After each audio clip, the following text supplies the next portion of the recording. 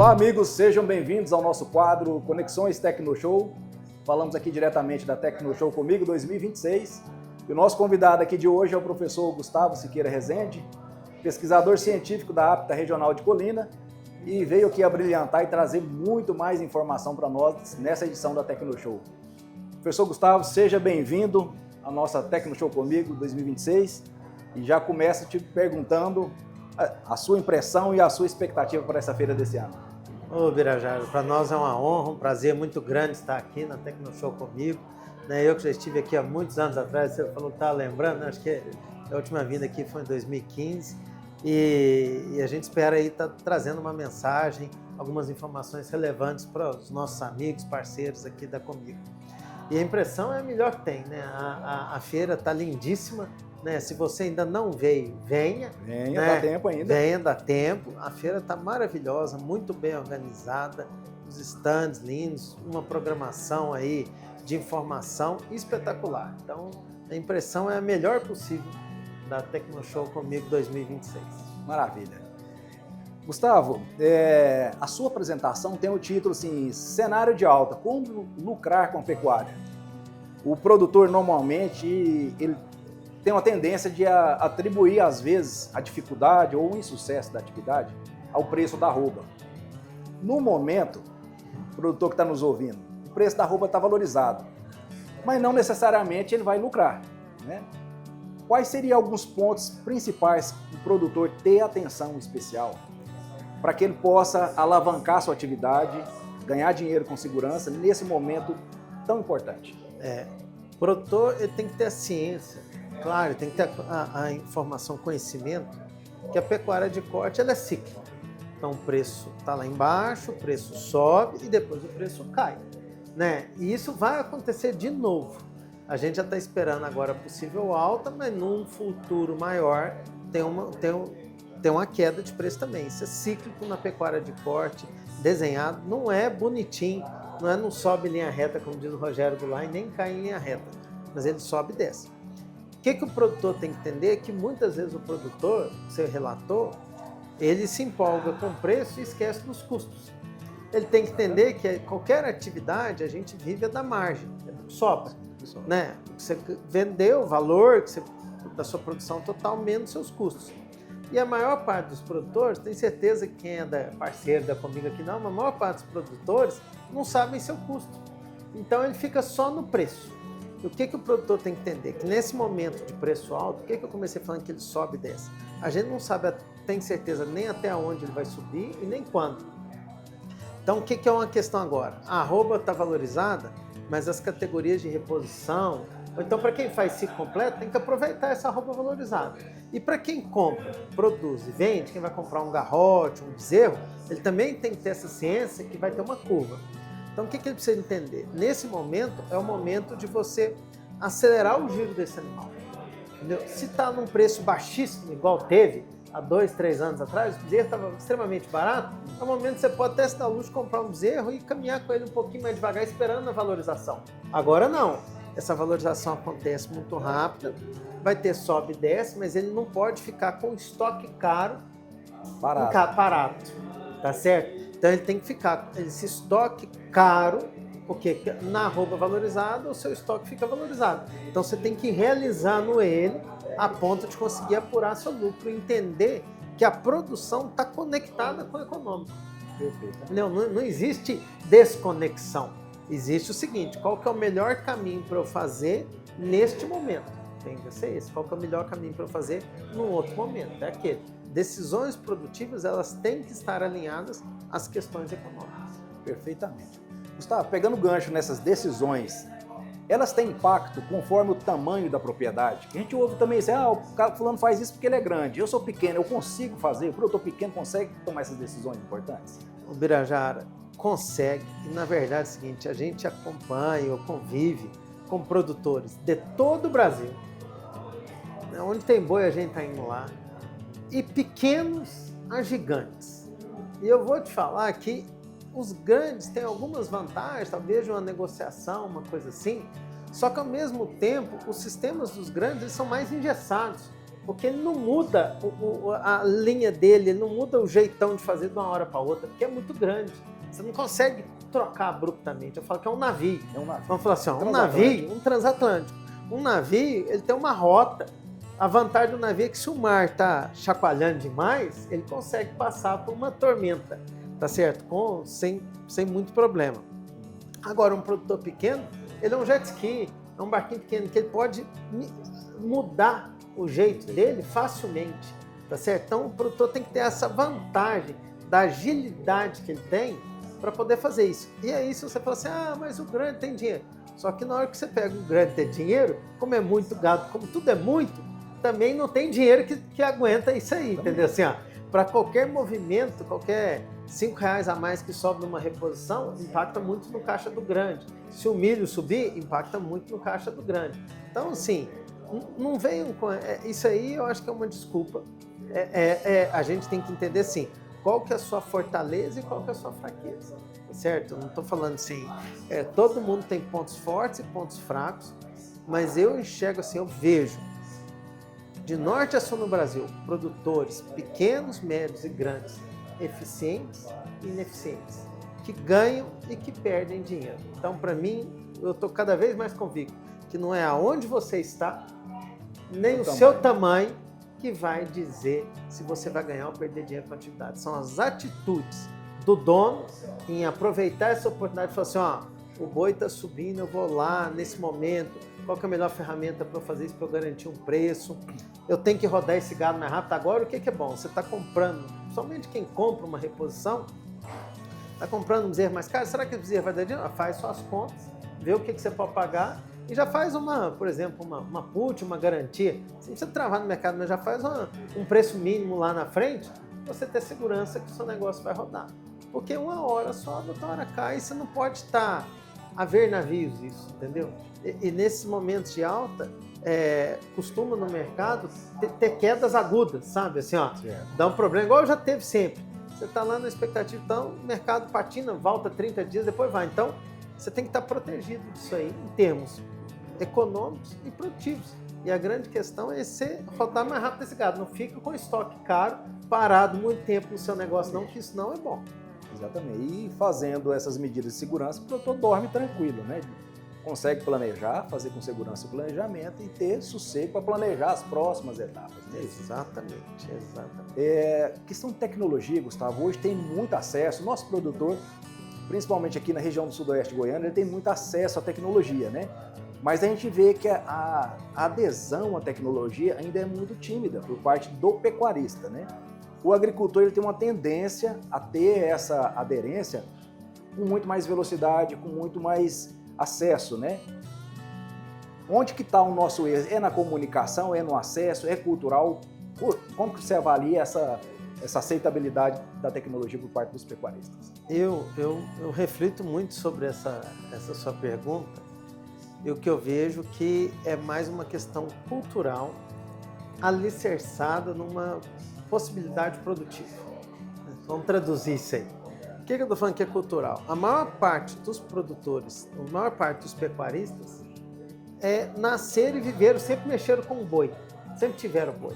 Tanto é que você vê, vocês devem ter aqui muito aqueles produtores que eram às vezes agricultores, né? Falam, o agricultor começou a mexer com boi, é diferente. Não é isso, é porque assim, quando uma pessoa na idade adulta resolve trabalhar com uma nova atividade, ela vai se cercar de tecnologia, de informação e de boas pessoas. Quando uma pessoa a vida inteira trabalhou com aquilo, nasceu, como os outros, cresceu os dentes mexendo com aquilo, ela fica confortável naquilo. Então, é uma questão cultural. Você pode olhar, quando às vezes alguém, por uma questão, uma fatalidade, assume uma propriedade que ele nunca se envolveu, não é da área, ele vai buscar informação, ele vai buscar assessoria e ela vai tentar trabalhar com tecnologia. Quando é uma pessoa que a vida inteira já mexeu, fica mais confortável em fazer igual a gente sempre fez. Então, isso é uma questão de adesão. A segunda ponto, então, tem a questão cultural e tem um alicerce produtivo. Na soja, igual nós estamos aqui numa terra assim, eu estava vinha passando por aqui, vendo stand, 100 sacas, 80, 70 e tantos, não sei o que lá. Acho que se voltasse a 10 anos atrás, quando eu estive aqui em 2015, acho que a gente ia ver assim, 45, 50, 50 e poucas e tal. Aí, Se o produtor hoje estiver produzindo 50 sacas de soja por hectare, como era ótimo, que ia estar nos estantes, como olha, ele produz mais do que 50 por hectare. Se ele produzir essas 50 hoje, ele está quebrado. Tá fora, né? Tá fora, assim, não paga as contas dele, entendeu? 38, 40, ele não vai pagar as contas. A pecuária, ela não é que é bom, mas como a maior parte não sabe o custo, porque ela não é uma safra definida, principalmente a pecuária a pasto, ela vai indo, então permite, às vezes, ele tocar uma atividade sem uso de tecnologia, na falsa impressão que ele está tendo lucro. Entendi. Mas, às vezes, ele está reduzindo, ele enxerga aquilo como uma redução de desembolso, mas a receita dele está pequenininha, tem lucro ou prejuízo, tem um lucrinho pequeno ou prejuízo, às vezes, entendeu? E isso não mantém ele na atividade, isso é um problema. Por isso que você está vendo que aí que vem, você vê outros crescendo, comprando e tal. Tem uma frase que eu até falo assim, que tinha uma pessoa antiga, até da Erinja, tal, que foi o fundador dele, ele falou assim, ó, a sua fazenda vai ser adubada por você ou por quem comprar ela. Quer seja de pecuária ou tal. Então eu falo assim, a sua fazenda vai ter muita tecnologia. Por você ou de quem comprar ela. E eu espero que seja você. Achei essa frase fantástica. Fantástico. E ela é uma verdade. Verdade. E você está vendo isso hoje, no geral. Você está vendo esse movimento acontecer com muita força. Certo? Só que a pecuária de corte é muito grande, tem muita variação. Então, ainda permite. Desculpe só alongar assim, a resposta, Então, mas é que a gente sempre faz essa analogia da soja, porque se o produtor de soja hoje não usar o suprassumo da tecnologia, ele não colhe. não colhe. Não colhe. Ele não fica no jogo mais. Não colhe nada e vai tá péssimo economicamente. A pecuária às vezes não permite isso, entendeu? Só que está cada vez mais escasso ou ele tem a falsa impressão que está ganhando dinheiro. Excelente. Falando nesse aspecto da região produtora de soja, né? Eu, particularmente, eu enxergo aqui com uma oportunidade gigantesca, né? Onde tem grão, você tem terras corrigidas, você tem solos favoráveis, agricultáveis, e é o cenário perfeito de se produzir pasto de boa qualidade e ainda tem o acesso a coprodutos. Como que você avalia esse cenário? Você está numa região lá que tem região mais de citros, né? Em São Paulo, e cana, né? Isso. E aqui nós temos muita característica dos grãos, né? Praticamente soja e milho. Como que você avalia esse cenário geográfico aqui da região sudoeste goiana e possibilidade de uma pecuária eficiente? É igual você falou, lá na região que nós estamos ali, que é o norte do estado de São Paulo, é uma região de cana, que hoje a cana é gigantesca, a área da cana, quase o total de cana, e tem citros e pouca área de pasto. Mas aí como é que o boi está lá? O boi está confinado para comer esses subprodutos que geram lá. Então assim, os confinamentos lá estão cada vez maiores, crescendo, tem muito boi confinado. Traz boi de outras regiões, de outros estados, para serem engordados lá. Por quê? Porque tem um alimento. Aqui, mas por quê? Nós estamos falando de culturas que elas não dão espaço, são culturas que são semi-perenes, vamos falar assim, né? São um ciclo muito longo que você não tem essa rotatividade como você pode ter aqui a soja, 1 ano, 2 anos voltar a pasto, depois voltar 3, 4 anos de soja, milho e tal. Então, eu acho que aqui já é uma diferença, que você tem a oportunidade de ter o animal, ter, em alguns momentos, essa produção de pasto rotacionando com essas outras culturas, tá certo? Que é bom, é fantástico para o pasto e é muito bom para a agricultura, porque quebra ciclo de doença, melhora, traz matéria orgânica para o solo. Isso aí já está mais que provado que tem toda a sinergia entre um e o outro. Perfeito. E além de tudo, você tem o que você falou, que são os coprodutos, são resíduo de soja, milho, resíduo de milho e entre outros tantos que tem para alimentar e complementar a dieta desse animal. Então tem uma sinergia absurda. E com uma terra corrigida desse jeito, você pode ter um pasto de altíssima qualidade que vai permitir altíssimas lotações, altíssimas produções, tá certo? E tem aquela terra também que não é 100% da área que é boa para plantar soja.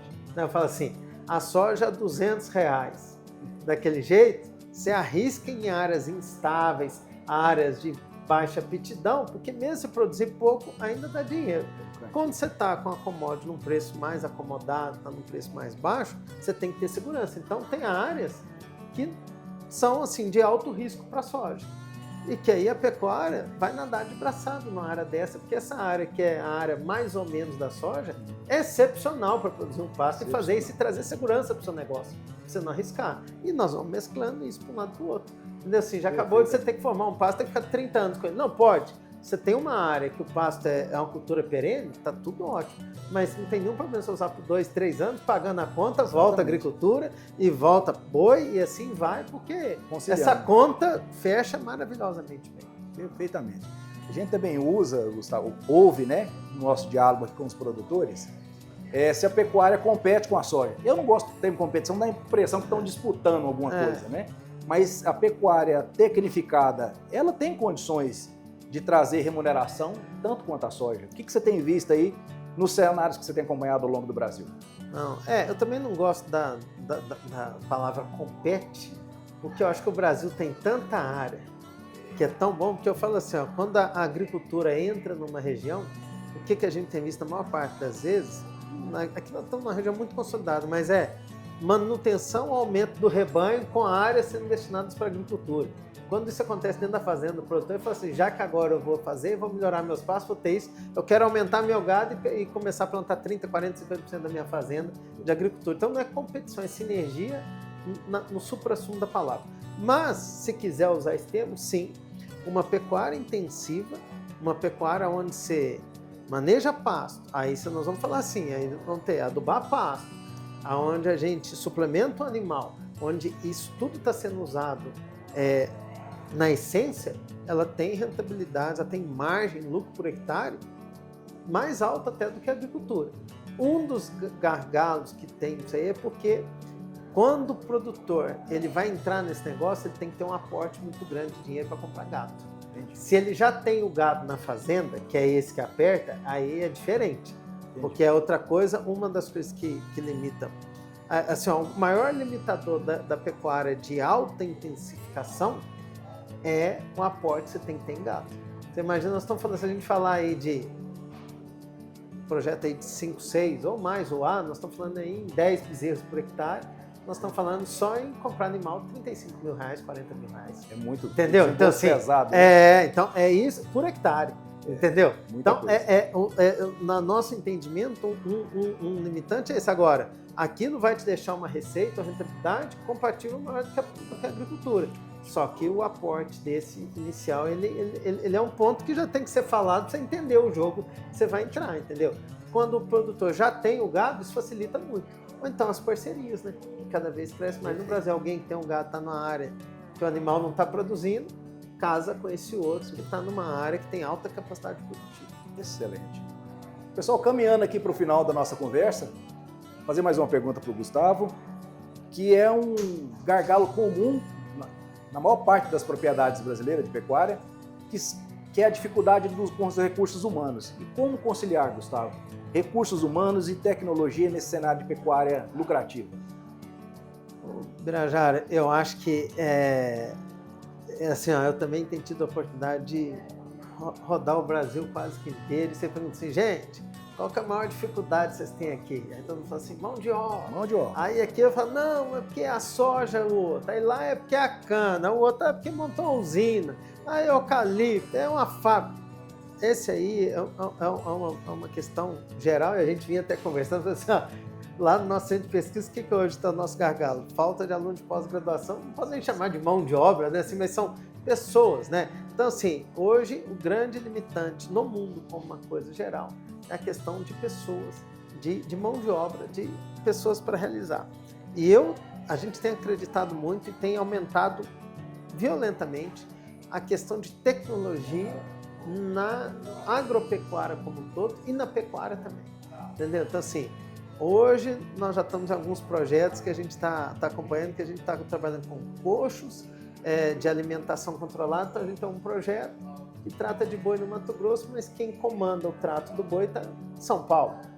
Maravilha. Entendeu? Por quê? Está controlando, mas assim, não vai tirar a vaqueiro, a pessoa para ir lá, cuidar do boi, um problema que vai ter no coxo, mas assim, você tem essa possibilidade. Hoje nós estamos com sensores na água para ver se a água está suja e se a água acabou, entendeu? Está cada vez vindo mais, a questão de drone, satélite, para medir pasto, fazer essas coisas. Então todas essas tecnologias vão vir para quê? Não é para substituir a mão de obra, é para acoplar, é para trabalhar mais em conjunto, porque um projeto intensivo, ele requer muito mais ponto de controle. Eu falo que é igualzinho assim, não pegar um carrinho nosso aqui, batendo na estradinha de terra, andando a 40, 50, 60 km por hora, beleza, o carro pode estar pneu careca, quando a gente é novo, folga no volante, aqueles fusquinhos, não sei o que lá. Rapaz, aquilo você ia embora na estradinha de terra lá, ó, chegava, né? Chegava, porque é velocidade pequena e tal. Outra coisa é você querer colocar um carro de Fórmula 1, que é isso que nós estamos querendo cada vez mais, soja de 100 sacas por hectare, 150 arrobas por hectare e tal, maravilha. 100 arrobas por hectare ano, é altamente assim, todo detalhe impacta muito e todo dia é muito importante. Então você tem que monitorar muito mais, né? O carro de Fórmula 1 está lá, com todos os sensores dele lá na tela dos gestores, lá dos engenheiros, sabendo se ele está desbalanceando um pouquinho aqui, ajustando. A pecuária, a agropecuária nossa vai passar por ser dessa forma. Então o uso de tecnologia ela vai vir para amenizar um pouco isso, mas nunca vai ser sozinho, porque em nenhuma atividade vai ser assim, talvez uma fábrica e tal, mas no campo a presença das pessoas e de boas pessoas e de bons funcionários e de bons técnicos cada vez vai ser mais importante. Só que a tecnologia vai nos permitir que essa pessoa aumente, assim, tenha mais capacidade, né? É igual a gente hoje, a gente anda com um tal do celular ali, ó. Antes você tinha de ir no banco, você tinha de fazer no celular, tá. Hoje aquilo, o que ele menos faz é ligar de ligação normal, né? Não, antigamente se via para isso e ficava preso no lugar. Hoje o que você menos faz nele é ligar de uma ligação normal. Então entenda que na sua fazenda, daqui uns dias, o que o menos seu funcionário vai fazer é aquilo que ele fazia há 10 ou 20 anos atrás. Ele vai ser um gestor de tudo que está acontecendo com o uso das tecnologias, como a gente faz no nosso dia a dia, por exemplo, no celular, que está aí na nossa mão. Excelente. Perfeitamente. Muito obrigado, Gustavo. Pessoal, esse é o Conexões Tecnoshow. Gostaria de agradecer ao amigo, o professor Gustavo, grande parceiro nosso aqui do Centro Tecnológico. E agradecemos também a sua audiência e a sua participação aqui na Tecnoshow Comigo 2026. Muito obrigado a todos.